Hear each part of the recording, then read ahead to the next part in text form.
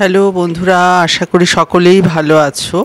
আজকে ফ্রাইয়ের একটা রেসিপি নিয়ে তোমাদের কাছে চলে এলাম, ভেটকি মাছের ফিশ ফ্রাই। প্রথমে ভেটকি মাছের ফিলেগুলোকে নুন আর লেবুর রস দিয়ে কিছুক্ষণের জন্য ম্যারিনেট করে রেখে দেবো। প্রথমে আমি ভেটকি মাছের ফিলেগুলোকে একটু লেবুর রস দিয়ে ভালো করে ধুয়ে নিয়েছিলাম, যাতে যে মাছের একটা আষ্টে গন্ধ থাকে সেটা যাতে চলে যায়। তারপর মাছটা ভালো করে ধুয়ে নিয়ে নুন আর লেবুর রস দিয়ে কিছুক্ষণের জন্য ম্যারিনেট করে রেখে দেব। তারপর এতে আদা রসুনের পেস্ট দিয়ে আবারও কিছুক্ষণের জন্য এটা ম্যারিনেশন করব।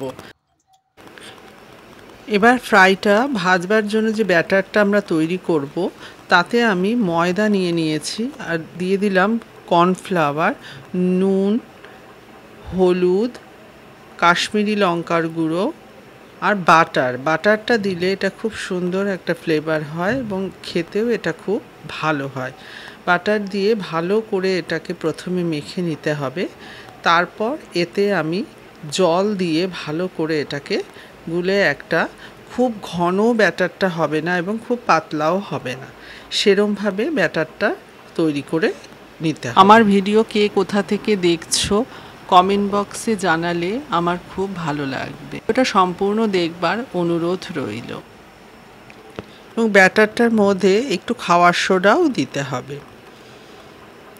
এবার আমি একটা ডিম নিয়ে নিয়েছি, ডিমের মধ্যে মাছটাকে ভালো করে ভিজিয়ে নিয়ে চুবিয়ে নিলাম। তারপর আমি ব্যাটারের মধ্যে মাছটা দিয়ে মাছটাকে ভালো করে ভেজে নেব গোল্ডেন করে।